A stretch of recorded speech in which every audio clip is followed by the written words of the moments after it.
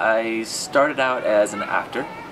I came to LA to pursue that, and actually had done quite a lot of work in musical theater as an actor.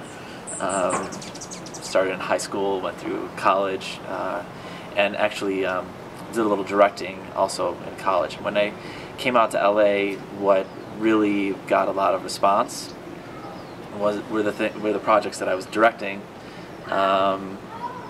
more so than what I was acting in, and it actually was something that resonated much better for me. So I felt much more at ease and much more in flow doing that. So over time, the directing took over, and I was actually directing a lot of straight plays and doing pretty well at that. I finally did do a musical, which was like the majority of my own acting work, so I got into that, and I had a huge hit with Louis and Keely live at the Sahara. And from there, I've been pretty much doing musicals, leading up now to my latest project, Hoboken to Hollywood, which I also co-wrote. So that's my story to here. Basically what's happened is that we have someone on set whose wife is having a baby, who can't make it, and the second AD, or assistant director on the set, is forced to come up and run the whole deck and run everything. He's a person who's never taken that step before. He's never taken his shot. So it's really kind of a coming of age story for him.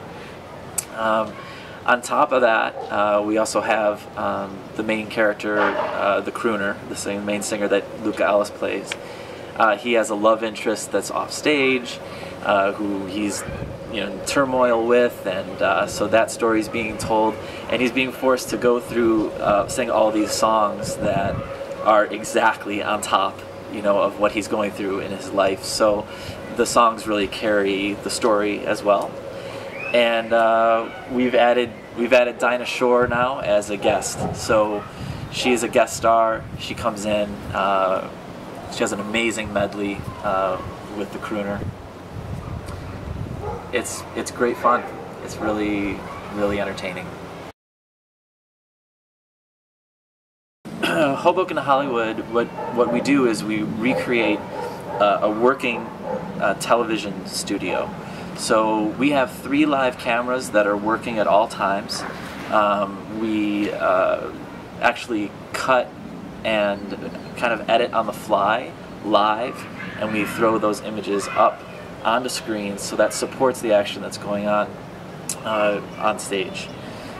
So all of that has to be choreographed and moved through, and the folks that are cutting and editing picture are working hard every single show. It's really exciting because it's live. You kind of never know what may or may not happen, but it was a really great concept. I think that really helped sell the show as well, and it's something that we'll be doing in whatever space we're in. We're going to be shooting it live and sharing that with the audience, as well as we have commercials that we've pre-shot that are period commercials. We have commercials that are on stage that are filmed live as well, and it's really great. And we had an amazing technical director who made everything just feel and look period, even though we were creating it today with today's technology, and I think that was a really wonderful thing about the show as well. The music has so much power just on its own. The band is so incredible. Luca is so incredible, and the show is really a lot of fun. It's mostly comedic, so people are having an amazing time with the music, and then also with the story of the show. The concept is really cool, very unique, and so I fully expected it to be the success it is, actually. Overwhelmingly positive. People have varying reactions, but whether they're young or old, they've been incredibly impressed. We don't see big bands very often anymore. So just to sit in a space and share a space with a 12-piece orchestra that is killing it is a very unique thing nowadays. So, and also to be in a somewhat intimate space with them. So that is impressive to anyone. The people that live through this period, they make a lot of emotional connections to their parents, to the memories that they have. So they're carrying all that in with them, and we're kind of stirring those up, and people have expressed a lot of gratitude for that.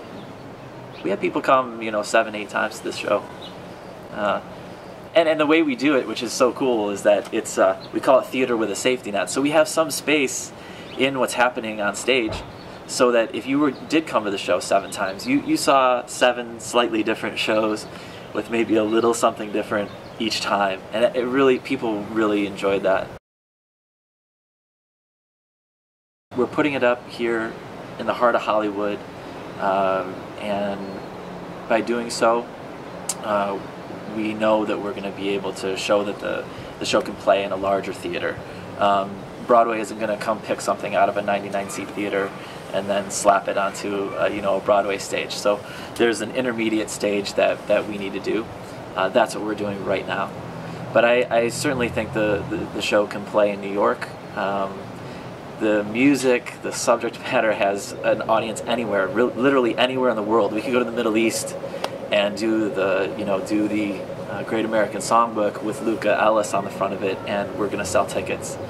So I'm very excited about the potential of the show, and I think it's a great service to keep this time period alive. Not only the music, but also the television, and how things were happening in that age of television, where Frank Sinatra, for example, was doing television specials that were just carrying an hour and a half of music. We don't see that anymore, and I think it's great to have the experience of being there while it's being made, and enjoying that live performance. It's a cool experience for the audience.